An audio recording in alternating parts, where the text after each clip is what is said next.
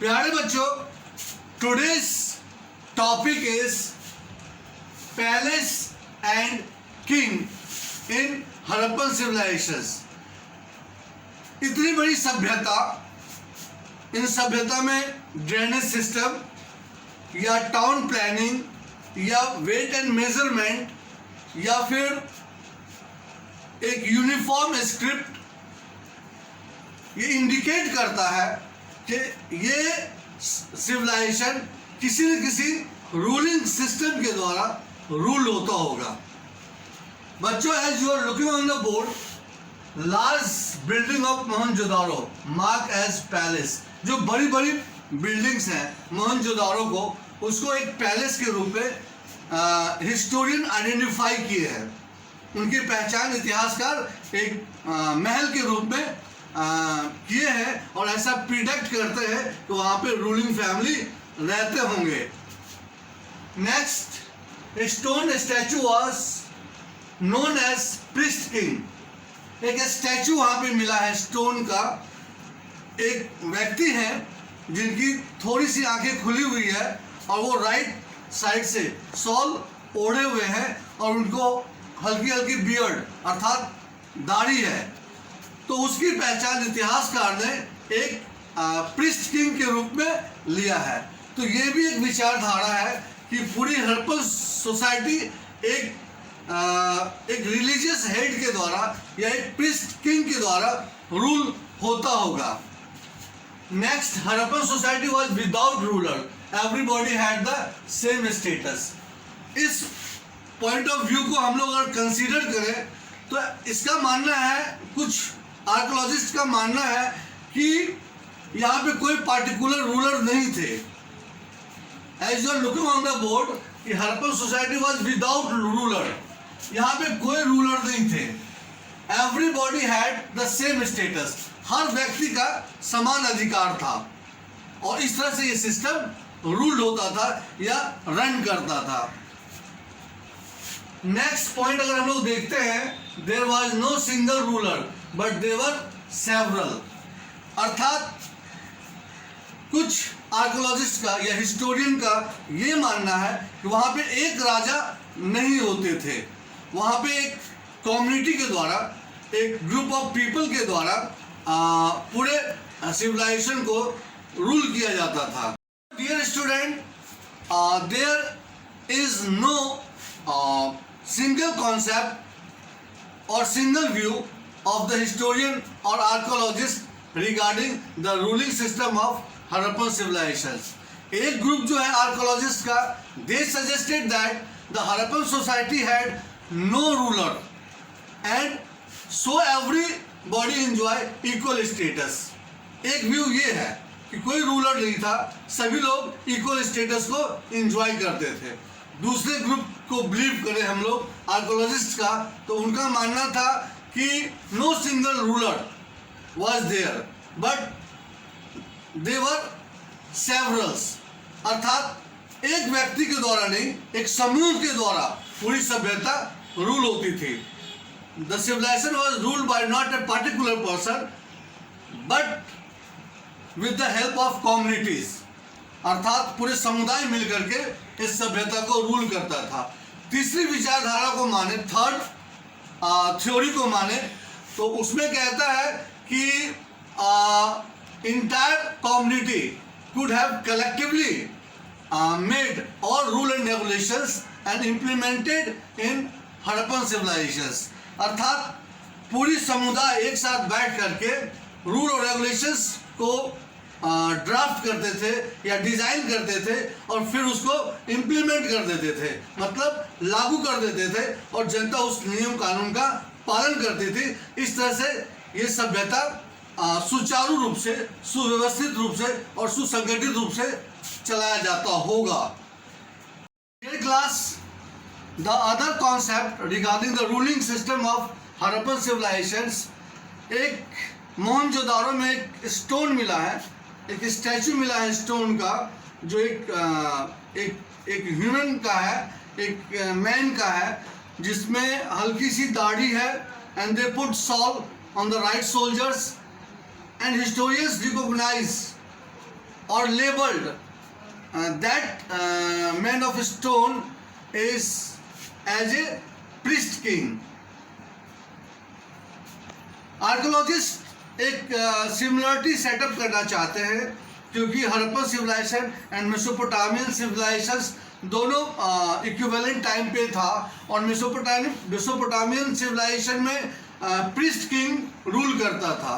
तो on the behalf of this fact historian try to setup that might be possible कि वो जो beard man वाला जो स्टोन स्टैचू मिला है वो एक प्रीस्ट किंग होगा.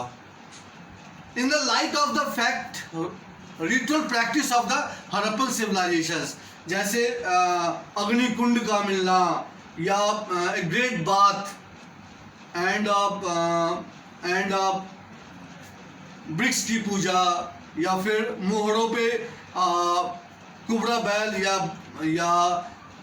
या सांड का तस्वीर अंकित करना या फिर पीपल का सन को एज ए गॉड के रूप में कंसीडर करना या फिर बहुत सारी चीज़ें हैं उनकी रिचुअल प्रैक्टिस.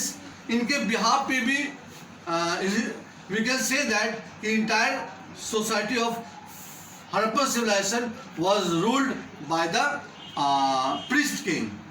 तो यहाँ जो हिस्टोरियन का मतलब आइडियोलॉजी है कि ये जो स्टोन मिला है स्टैचू ऑफ बियर्ड मैन ये प्रीस्ट किंग का होगा. So this is the reason dear student कि हिस्टोरियन एक कंक्रीट डिफिनीशंस एक कंक्रीट कॉन्सेप्ट नहीं दे पाते हैं इस हड़प्पन सिविलाइजेशन के रूलर के ऊपर या उसके रूलिंग सिस्टम के ऊपर. Today's topic is decline of the Harappan civilisations और the Indus valley civilisations. Dear class, as you are looking on the board, the end of the civilisations. Indus valley civilisations, why? Because on Indus River whole civilization was developed and the tributaries of the Indus River are Ravi, Jhelum, Satluj, Chenab, Vyas. प्यारे बच्चों, already I have written 6 points on the board. Climatic change, first point. Second, deforestation. Third, shifting or dying of the river, excessive land use, natural calamities, and iron invasions. Dear class, if we consider the fact, we can say that not even a single historian are giving the concrete theory regarding the decline of the Harappan civilizations. On the concept of the decline of the Harappan civilizations, we need to consider the point of all historians, all scholars. पहला जो scholar है उनका कहना है कि Mohenjodaro was found covered with silty clay left by the flood water which had submerged the street and the house of Mohenjo-daro several times, and people of the Mohenjo-daro again and again built up house and street on the top of debris of the previous building. Debris means मलबा. कहने का मतलब है कि एक theory ये कहता है कि मोहनजोदारो में बार बार बाढ़ के आने की वजह से जो शहर है वो मलबा में तब्दील हो गया और वहाँ पे जो पाया जाता है सिल्ट क्ले जो कि अक्सर फ्लड आने के बाद जब फ्लड का पानी उतर जाता है तो जो टाइप सब्सटेंस का पाया जाना इस बात का प्रमाण है कि वहाँ पे पानी लंबे समय तक ठहरा हुआ था। तो उसी सिल्टी क्ले के ऊपर या जो मतलब डिब्रीज मतलब मलबा, उस मलबे के ऊपर फिर से मोहनजोदाड़ो के लोग अपने नगर को बसा लेते थे। तो इसका बार बार वहाँ पे फ्लड आने का इससे संकेत मिलता है। और अगर हम लोग डीपी अग्रवाल या सूद जैसे इतिहासकार की बात माने, डीपी अग्रवाल भी एक स्कॉलर हैं और सूद भी एक स्कॉलर हैं, इनकी बातों को माने तो दिस हिस्टोरियन सेड दैट कि decline of the Harappan civilizations because of increasing aridity in the area and drying up the rivers। इनका विचार है कि एरिडिटी मतलब डेजर्टिफिकेशन, किसी भी एरिया का डेजर्ट में कन्वर्ट होना। इनके पीछे लॉजिक क्या था कि हड़प्पन सिविलाइजेशंस एक डेवलप सिविलाइजेशन है और यहाँ पे वुड का या लकड़ी का इस्तेमाल बड़े पैमाने पे होता था, चाहे वो नगर बसाने के लिए हो, चाहे वो ट्रांसपोर्टेशन के लिए हो, बोट के रूप में या शिप के रूप में, या फिर फ्यूल वुड की बात कर लें तो लकड़ियों का इस्तेमाल हड़प्पन सिविलाइजेशन के लोगों ने बड़े पैमाने पे किया, जिसकी वजह से लार्ज स्केल पे डिफॉरेस्टेशन हुआ और लार्ज स्केल पे डिफॉरेस्टेशन की वजह से डेजर्टिफिकेशन हुआ। तो डीपी अग्रवाल साहब और सूद साहब का मानना है कि डेजर्टिफिकेशन की वजह से ये हड़प्पा सिविलाइजेशन का डिक्लाइन हो गया। कुछ स्कॉलर की बात माने तो उनका कहना है कि टेक्टोनिक प्लेट के डिस्टरबेंस की वजह से, एक्चुअली अर्थक्वेक की वजह से जो रिवर है उस रिवर ने अपने डायरेक्शन को शिफ्ट किया। According to the scholar DP Agrawal and Sood, due to the tectonic disturbance the Sutlej stream was captured by Indus river and Yamuna rivers shifted east to join the Ganga. और इस तरह से जो घग्गर रिवर था वो पानी विहीन हो गया। This changes left the Ghaggars waterless. और घग्गर पे हड़प्पा सभ्यता बसा हुआ था, तो ना पानी होने की वजह से घग्गर के नदी में ये सभ्यता का विनाश हुआ या डिक्लाइन हुआ। इतिहासकार इस बात पे फोकस करते हैं। दूसरा कॉन्सेप्ट है excessive land use. Excessive land use की वजह से भी डेजर्टिफिकेशन होता है। डियर स्टूडेंट, अगर हम लोग मैक्सिमम यूटिलाइज करेंगे लैंड को तो लैंड डेड हो जाता है, और जब लैंड डेड हो जाता है तो किसी भी वेजिटेशन को सपोर्ट नहीं करता है, और वेजिटेशन को जब सपोर्ट नहीं करेगा तो वो कन्वर्ट हो जाएगा डेजर्ट में। इसी को डेजर्टिफिकेशन कहते हैं। तो कुछ स्कॉलर का मानना है कि इस एक्टिविटीज की वजह से भी हड़प्पन सिविलाइजेशन का डिक्लाइन हुआ था। तो उसकी इस विचारधारा को भी हम लोग इग्नोर नहीं कर सकते हैं। उसके बाद है नेचुरल क्लाइमेटीज। नेचुरल क्लाइमेटीज प्राकृतिक आपदा, जिसमें फ्लड या अर्थक्वेक की बात को कंसीडर किया जाता है। तो already I have told you that the concept और the idea of the DP Agrawal साहब एंड द सूद साहब, they are the scholars, they are the historians. He said that कि due to the tectonic plate Sutlej की धाराएं जो है वो बदल गई, वो इंडस रिवर में जाके मर्ज कर गई, और यमुना जो है वो ईस्ट की तरफ शिफ्ट करके गंगा में जाकर के मर्ज कर गया। और घाघरा जो था वो पानी विहीन हो गया और घाघरा पे ही हड़प्पा सभ्यता बसे हुए थे, इसलिए इस सभ्यता का पतन हुआ, डिक्लाइन हुआ।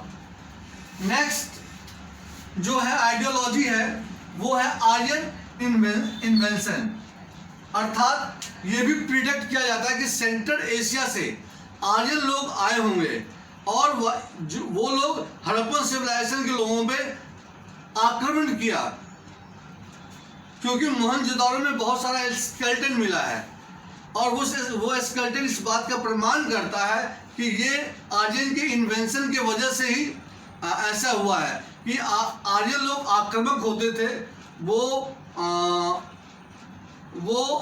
हमला किए। हमला का साक्ष्य मोहनजोदाड़ो में मिलता है। As you are looking on the board कि some historian like Mortimer Wheeler भी एक स्कॉलर थे, एक ग्रेट हिस्टोरियन थे। उनका मानना था, he believe that the invading Aryan destroy the Indus settlement. उनका मानना था कि आर्यन का आना और आर्यन का आक्रामक होना इस सभ्यता के डिक्लाइन का मेन कॉज हो सकता है। उन्होंने ये भी कहा, मॉर्टिमर व्हीलर्स ने एविडेंस के तौर पे कहा कि last phase of Mohenjodaro man, women and childrens were massacred, अर्थात बड़े तादाद में लोगों की हत्या की गई थी। उसमें मैन भी थे, वोमेन भी थे और चिल्ड्रन भी थे। इसका जो एविडेंस है in the street and the house as in the evident from the skeleton of 13 male and female and one child found laying in a room in Mohenjodaro, अर्थात मोहनजोदाड़ो में एक घर के अंदर 13 का स्केलेटन का मिलना, जिसमें कुछ फीमेल थे, कुछ मेल थे और कुछ चिल्ड्रन थे। तो इसको एज ए एविडेंस के तौर पे लेके मॉर्टिमर व्हीलर साहब ने कोशिश किया है ये बताने का कि जो आर्यन ही आक्रामक होते थे, उसने अपने आक्रमण के क्रम में हड़प्पन सिविलाइजेशन के लोगों को मौत के घाट उतार दिया और ये हड़प्पन सिविलाइजेशन के डिक्लाइन का सबसे प्रमुख कारण हो सकता है। तो हम लोग अगर कंक्लूड करें तो वी कैन से दैट कि there are so many theory regarding on the decline of Harappan civilizations, and we need to work more on Harappan civilizations, because due to the unreadable script of Harappan civilizations, the fact is not giving us the right figure of these civilizations. In class I have told you that some matured site of the Harappan civilizations and some unmatured site of the Harappan civilizations. आपको इसको map में practice करना है, क्योंकि ये exam में पूछा जाता है। As you are looking on the board कि कुछ ज़्यादा इंफॉर्मेशंस मैंने आपको बोर्ड पे दिया है, इसको आप नोट डाउन कर लोगे। जैसे हड़प्पा पाकिस्तान में, पाक में है, और ये यहाँ पे एक्सकेवेशन का वर्क 1921 में हुआ था। ये रावी रिवर के ऊपर सिचुएटेड है और दयाराम साहनी ने इस साइट को एक्सकेवेटेड किया था। सेकेंड, मोहनजोदाड़ो ये पाकिस्तान में है, 1922 में ये इंडस रिवर पे बसा हुआ है। And RD. बनर्जी ने इसको इस साइट के ऊपर वर्क किया था। चोहंदुलो ये पाकिस्तान में है, ये 1931 में डिस्कवर किया गया था। ये इंडस रिवर पे बसा हुआ है। एन.जी. मुजमदार इन्होंने यहाँ पे काम किया है। ये सारे हिस्टोरियन हैं जिन्होंने मतलब इस साइट के ऊपर वर्क किया है। कालीबंगन ये इंडिया में है और ये 1953 में इसको डिस्कवर किया गया। ये घाघरा रिवर पे बसा हुआ है। बीबी लाल एंड एएन घोष, इन्होंने इस साइट के ऊपर काम किया है। कोट दिल्ली जो पाकिस्तान में है, 1955 में इंडस रिवर पे बसा हुआ है और 1955 में इसको डिस्कवर किया गया था। फजल अहमद खान जो हिस्टोरियन है, उन्होंने इस साइट के ऊपर काम किया था। लोथल ये इंडिया में है, इसको 1957 में डिस्कवर किया गया और ये भगवा रिवर पे बसा हुआ है।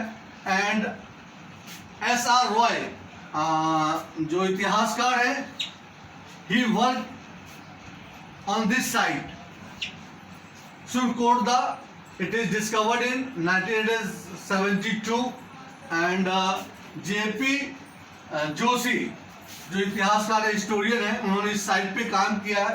एंड धौलावीरा ये इंडिया में है और ये 1990 और 91 बहुत ही मतलब सबसे बाद धौलावीरा को ही डिस्कवर किया गया है और ये आर.एस. बिस्ट के द्वारा इसके ऊपर काम किया गया, इस साइट के ऊपर।